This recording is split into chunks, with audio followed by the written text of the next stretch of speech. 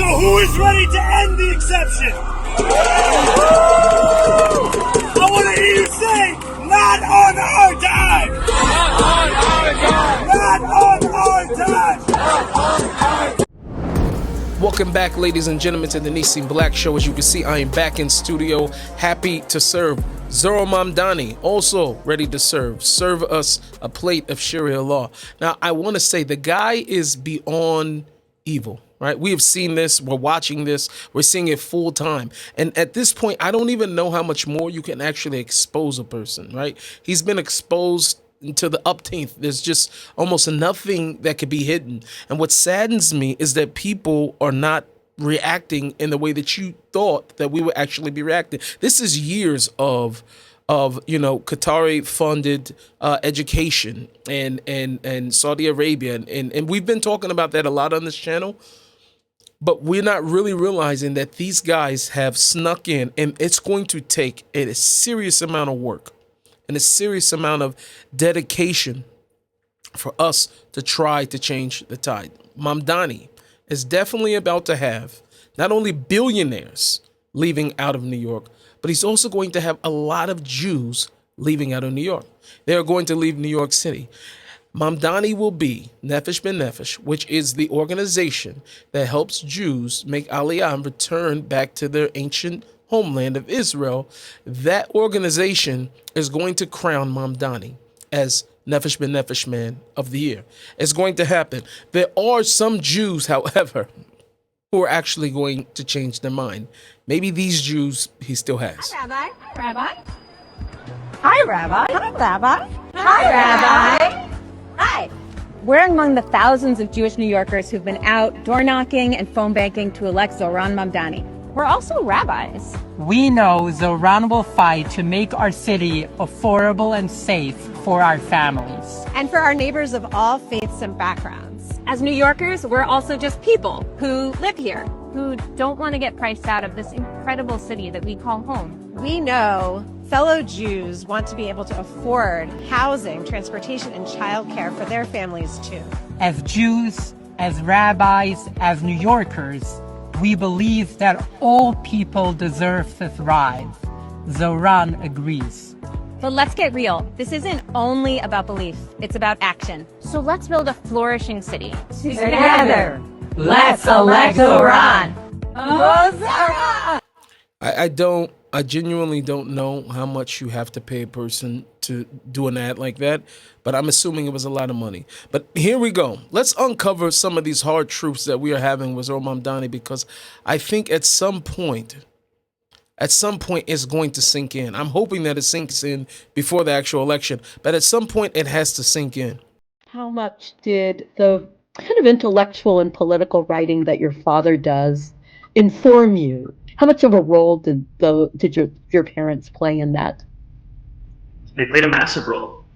They really opened my eyes to the way that I see the world.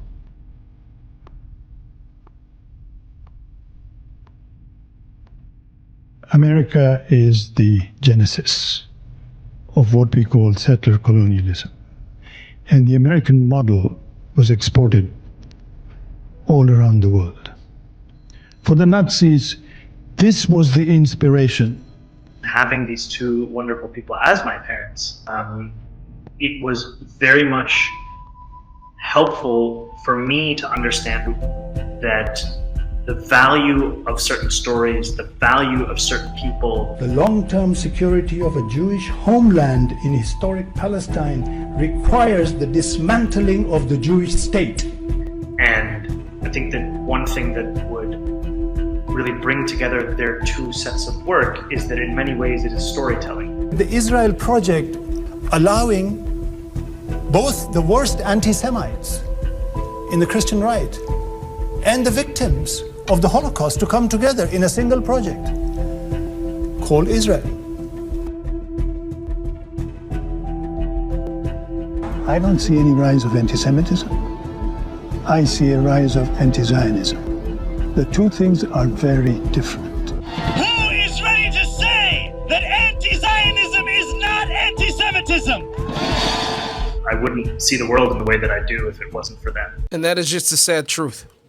That is just a sad truth of where we are as a society, that we have a person like this running. And it doesn't surprise me. You know, we talk about a lot about that contrast of what happened, you know, at that point from when we went from, going after Osama bin Laden and then electing Barack Obama. I remember they did this on the street. They went on the street and they asked people, what do you think we should do about Barack Obama or whatever? And it was like, we should go after him. We should kill him. They didn't even put two and two together. This is before Barack became as big as he was. But what I'm telling you is that short memory is what we have. And I don't know if there's enough right now, even with all that we're seeing, everything that we're seeing, that this guy's actually showing us, for people to actually change their minds. And that's what's scary. And this is how you know the root of it all is really a spiritual issue. It's really something spiritual. The spiritual component of it is because I'm really thinking that because people lack faith, because they don't have that connection to God, and they're not connected enough to understand what their actual values are, as I've said before, and as it's the famous saying, I think Malcolm X said it, is that if you don't stand for something, then you will fall for anything. And that is how people like this guy creeps in. Like father, like son. We're seeing it there. The way his father raised him is the way that he's going. Anti-Zionism is anti-Semitism. I'm sorry to burst that bubble. It just really is. Hate is hate. What is Sharia law have to do with this? Yes. You denounce it, though. I'm asking you. I am running. I know, but I'm like, that's the point. If you're going to run for mayor, you have to denounce it. Do you denounce that? What is Sharia law? I come from a political tradition Donald Trump describes as the enemy within. We came here to remake this state in the image of our people. Police think about Zohran, because I know that's like a little contentious. Who what they think? You're a city employee. You get told what to do. Shut up. When did you get an opinion? It will never get old, but it will always be perplexing. As how we will show you clip after clip after clip, exposing this man for what he really is and still get nowhere with people. And that's what's scary.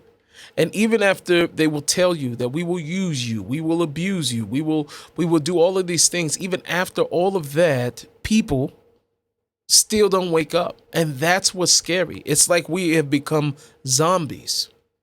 And it's very disheartening to see people fall for this.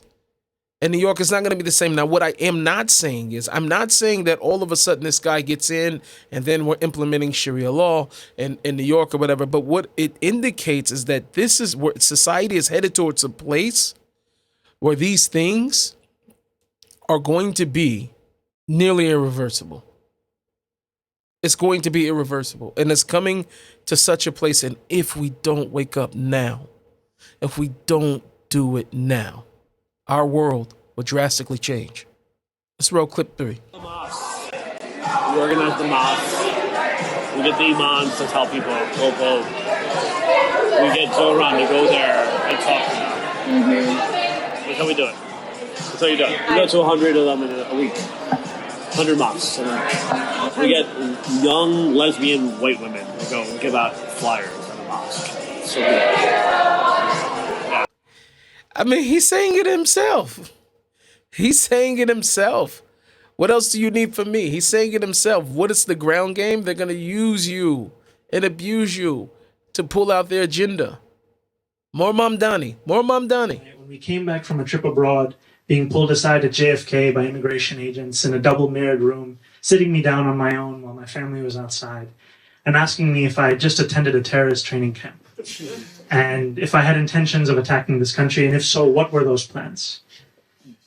And it's something that has continued in the time since, where a few months ago, I went with a client of mine to a bankruptcy court, and as we're going into the court, the security guard takes me aside and pats me down with additional care, and asks me multiple times if I have any weapons of mass destruction on me. And in these moments... Do I have any weapons of mass destruction on me? Zohran Mamdani is Indian. He looks like an Indian. He does not... I mean, maybe he could pass a little bit for an Arab, but like, even if... I'm saying if they were racially profiling, like, I mean... Oh, if you believe this, this testimony. I mean, the guy's going for an Emmy. The sense of not knowing where home is, you know, they're amplified by what I would see around me. I can't believe it. I can't believe it. I can't believe, quite honestly, where the world is going. What is it going to take for us to all see? New York, you have to wake up.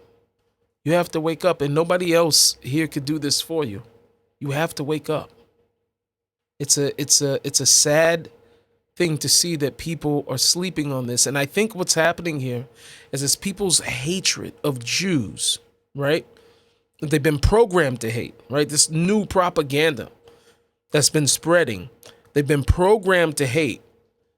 So I don't even know how many people are actually buying in to all the things that he says he can do, because it doesn't take much for a person to actually know that a lot of the things that he's trying to implement policy-wise is impossible for him to do in his position. But I think that he's riding that wave of understanding that globalizing the Intifada or free Palestine, right, from the river to the sea, that it became and it's become such a huge cry for Gen Zers and the leftists that have been poisoned with all of this rhetoric, that he hopped on that, and at the opportune time, he's able to now be able to win over people, even though they probably disagree with almost everything else. And that's what's happening. You see coalitions like this all the time from people who disagree. Like who's going to the mosque? He says, I have white lesbian women going to the mosque. That's what he has. It's disheartening. Ask you one final thing, to join me in a chant. Free, free Palestine! Free, free Palestine! Free, free, free Palestine! Free, free, free Palestine! Free, free Palestine! Free, free, free Palestine! Free, free, free Palestine! Free, free, free Palestine! Thank you so much, brothers and sisters. Eid Mubarak. It doesn't stop. So who is ready The to guy's end going. the Look at him. exception? I want to hear you say, not on our dime! Not on our dime! Not on our dime! I don't know where we go from here. But we have some decisions to make. And my call to all of you is to be grounded. Be grounded in truth. Be grounded and be convicted upon your principles. And only through that will you be able to come to making a decision that is a good decision, a godly decision, a just decision. And as my father told me, every good idea ain't a God idea. I have to go, but remember to serve God or to live trying. I'm out. Thank you so much for watching. Please, again, make sure you like, subscribe, notification bell, and if you can, make sure that you pick up some merch. Nissim Black .store. Make sure you get yourself a cup, t-shirt, something, help and support this channel. Also, you can sign up for Glory Nation, which is my online community where we go deep into prayer and how to protect ourselves from being idiots. See you guys in the next video.